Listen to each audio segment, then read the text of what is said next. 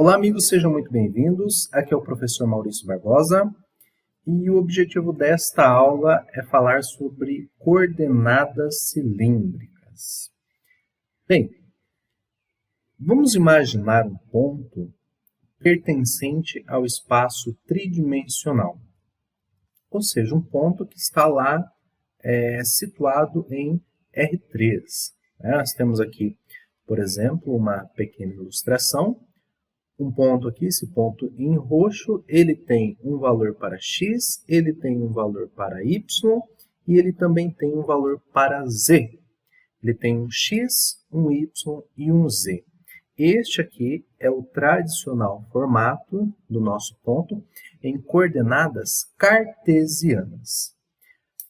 Agora, o que seria este mesmo ponto, só que agora em coordenadas cilíndricas?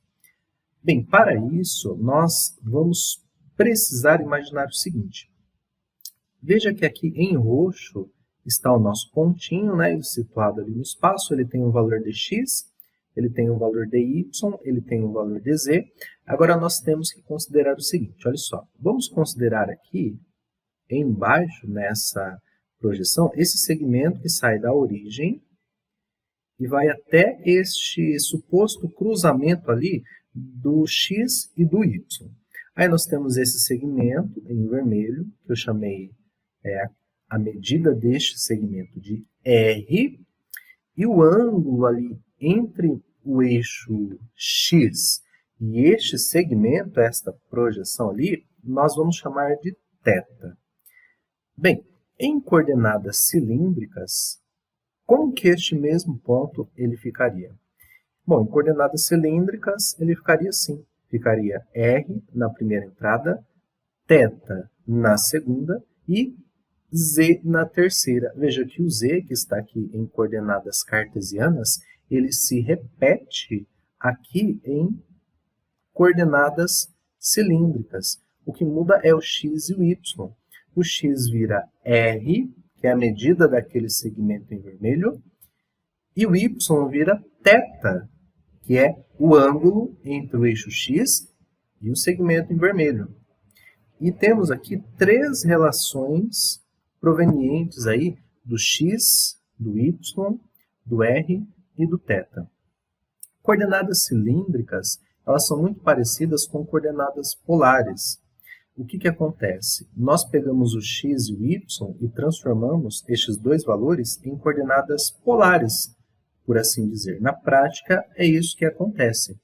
E o valor de z, ele simplesmente se repete, certo? Vamos considerar aqui, por exemplo, este caso.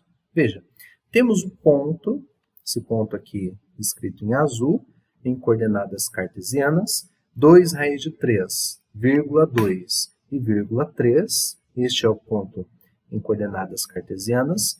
E agora eu quero escrever este mesmo ponto, só que agora em coordenadas cilíndricas, certo? Então, o ponto aqui em coordenadas cilíndricas, ele vai ser dado por R, θ, nós não sabemos quem é o R e também não sabemos quem é o θ, mas, veja só, o último valor, o z, ele se repete. Então, se aqui no nosso ponto o z está valendo 3, aqui em coordenadas cilíndricas, ele também vai valer ali um total de 3, certo? Agora veja, para nós calcularmos o r, nós podemos usar esta fórmula aqui em roxo. O r é igual a raiz quadrada de x ao quadrado mais y ao quadrado. O x é 2 raiz de 3, então fica 2 raiz de 3 ao quadrado, mais o y, que é 2, então fica 2 ao quadrado. Então temos que o r é igual a raiz quadrada de 4 vezes 3 mais 4, porque 2 ao quadrado é 4, raiz de 3 ao quadrado é 3. Então, temos essa expressão dentro da raiz que equivale a 16. E raiz de 16 dá um total de 4. Então, o R nós já sabemos quanto que ele vale. O R vale um total de 4. Agora, veja só. Sabemos o seguinte também. Por esta última relação aqui, podemos pegar ela, y igual a r seno θ. Vamos escrever aqui y igual a r seno θ. O y nós sabemos, que é 2. O r nós também sabemos, que é 4.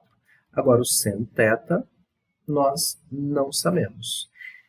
Bom, dividindo esta equação por 4, ficará 2 sobre 4 é igual a 4 sobre 4 vezes seno θ. E disso nós tiramos, então, que meio é igual a seno θ. Veja, seno de qual ângulo que resulta em meio? Considerando que este ângulo, como você pode ver aqui no nosso desenho, nesse pequeno esboço, o θ, que é o nosso ângulo, ele se encontra no primeiro quadrante, né? Temos ali o x e o y. Este ângulo é muito importante nós sabermos que ele está no primeiro quadrante. E o seno de um ângulo que está no primeiro quadrante nos revela o seguinte, olha, que esse ângulo aí só pode ser, então, o ângulo de 30 graus, certo? Então, o ponto em coordenadas cilíndricas ficará igual a r, que é 4, vírgula, o θ, que é 30, vírgula, o z, que nós vamos repetir, que é igual a 3. Então, essa aqui é a resposta, certo? Muito bem, espero que essa aula tenha te ajudado. Um grande abraço e até a próxima.